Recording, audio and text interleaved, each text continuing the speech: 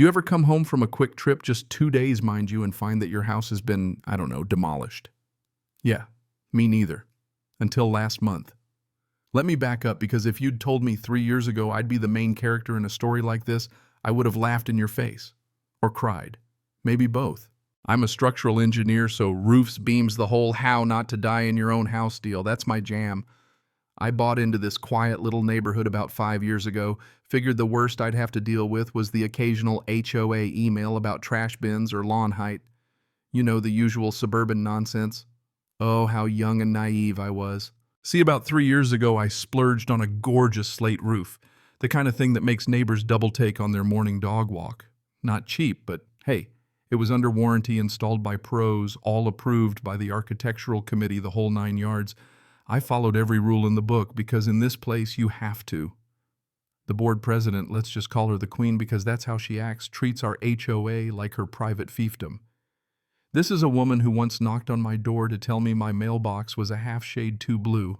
Anyway, a year ago I got wind that the board was thinking up some aesthetic uniformity thing. So I sent an email, nice professional, just confirming my beautiful expensive roof is safe from whatever brainstorm you're having. She replied, all breezy, "Don't worry, we're just talking, established roofs are fine." I kept that email, by the way. Pro tip, always keep your receipts. Fast forward to last month. I'm out of state for 2 days helping another firm with a structural assessment. Nothing major, just doing my thing. Wednesday night I get a text from my neighbor. "Hey, are you having work done? There's a dumpster in your driveway and a bunch of guys on your roof." Now I know I didn't order anything, so I'm thinking, maybe wrong address, but then he sends me a photo Thursday morning. Half my roof gone. Not like, oops, we're replacing a few tiles. Gone. You could see straight into my attic. Tools everywhere, debris, just chaos. I call the airline, get the next flight home. Heart pounding the whole way, right? I pull up and it's worse than I imagined. 70% of my slate roof is in the dumpster. There are guys still actively ripping the rest off. I walk right up to the foreman, trying to keep my voice steady, and ask, "What are you doing to my house?" He looks at me like I'm the crazy one, says they have a work order from the HOA to replace the abandoned property's roof because it's a structural hazard. Abandoned. That's rich.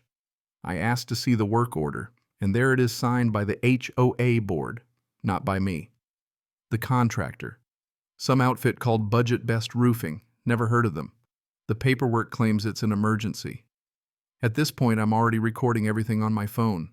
I tell the foreman, "This is my house. I live here. I was gone for 2 days. Stop what you're doing." He starts looking nervous, calls his boss. I'm snapping photos of everything, the torn-off roof, the dumpster, the paperwork, their trucks. And then something catches my eye. The truck's got a magnetic sign, and under it you can make out another company name, like they just slapped it on for the day. The foreman finally says his boss needs to talk to the HOA president before stopping. I say fine, but if anyone touches another shingle, it's trespassing. The crew leaves tools and debris everywhere, tarps half-heartedly thrown over my now exposed house. And the forecast rain. I call the board president. She answers all fake sweet. "How was your trip?" I tell her what happened, and she drops the act, turns cold. She says the board passed a uniformity amendment while I was gone. My roof didn't match their new standards. She claims they were doing me a favor by starting the work while I was away, so I'd avoid construction noise. Then she tells me straight-faced that the $22,000 for the new roof will be added to my dues as a special assessment. That's the moment my brain just snaps. I ask if she's out of her mind. She tells me not to use that tone, says to take it up with the board at next month's meeting, then hangs up on me. So I spend the rest of that day making calls, insurance, a lawyer I know from some past construction disputes, a couple of contractor friends to tarp my house before the rain hits. The insurance adjuster couldn't believe it, said he'd never heard of an HOA doing this without homeowner consent. The lawyer. He goes quiet for a moment, then starts asking about bylaws, authorizations, prior notices, tells me to document everything, which I'd already started doing. He mentions the words civil and possibly criminal liability, which is both comforting and terrifying. My contractor buddy who shows up to tarp my roof is in shock, says whoever tore it off did damage to the underlying structure, and the tarping job they left was basically for show. He spends 3 hours doing it right. Refuses to charge me, says no one should have to deal with this kind of thing. Good people are out there, just not usually on HOA boards. That night the storm hits. Water leaks through everywhere. The original crew had left gaps. I lose a laptop, some ceiling drywall, a few other things. I take photos, water dripping through the light fixtures, puddles on the floor. The next morning I do some digging on Budget Best Roofing. Turns out the company's only been around 8 months, owned by, wait for it, the board president's brother-in-law. Every job they've done in the neighborhood, emergency repairs authorized by the board, no competitive bids. $60,000 worth just in the last year. State Contractors Board has already cited them twice for working without permits and contracts. F rating on the Better Business Bureau. Plenty of complaints about shoddy work and shady billing. That's when it clicks. This isn't incompetence. This is a racket. The board president is funneling HOA money to her brother-in-law's struggling business under the cover of emergency repairs. I pull the HOA's financials as a homeowner, I have that right, and there it is in black and white. $80,000 to Budget Best, over 18 months, all signed by the Queen herself, invoices rubber-stamped at board meetings. Now I could have gone nuclear right away, filed a lawsuit, but I'm an engineer, I like things methodical, so I hire a forensic adjuster to inspect the mess before anyone else touches it. He confirms my old roof was perfect. No leaks, no damage, plenty of life left. There was zero emergency. I send formal notice of trespass and property destruction to both the HOA and Budget Best, demand all work stop and request immediate weatherproofing. The HOA responds by sending me a late notice. I supposedly owe $22,000 for my special roof assessment plus a $50 late fee. Backdated to the day before they trashed my roof. I'm livid but also kind of impressed by the audacity. That weekend, buried in the state property code, I find the loophole. Any capital improvement over $15,000 requires approval from at least 75% of the homeowners. No vote had ever happened. The board never even told us about the so-called uniformity amendment.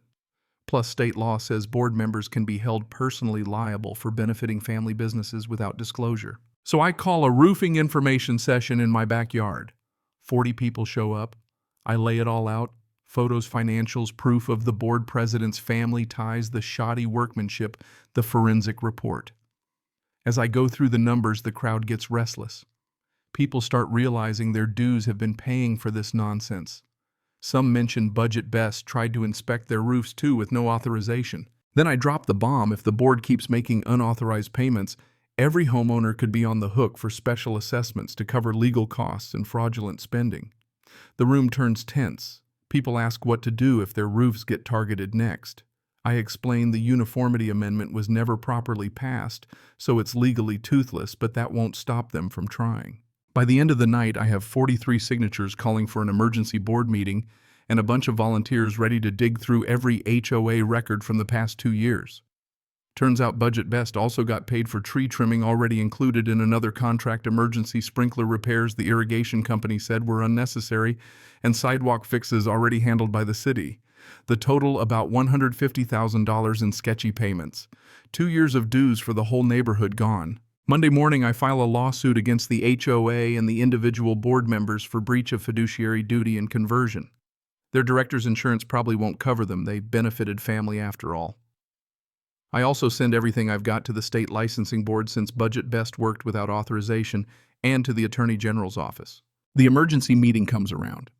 The board president tries to spin it like I'm a disgruntled resident, claims my roof was a hazard that neighbors complained. They didn't.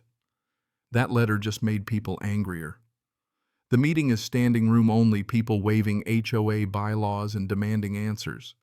A retired lawyer neighbor calls for a motion to set aside usual procedures and focus on my case. It passes unanimously. I present my evidence. The crowd is with me. I offer a settlement. They restore my roof at their cost, cover my legal fees, president resigns, and we get a forensic audit of all finances for the past 3 years. If not, I take them to court, turn everything over to the DA, and make this mess as public as possible.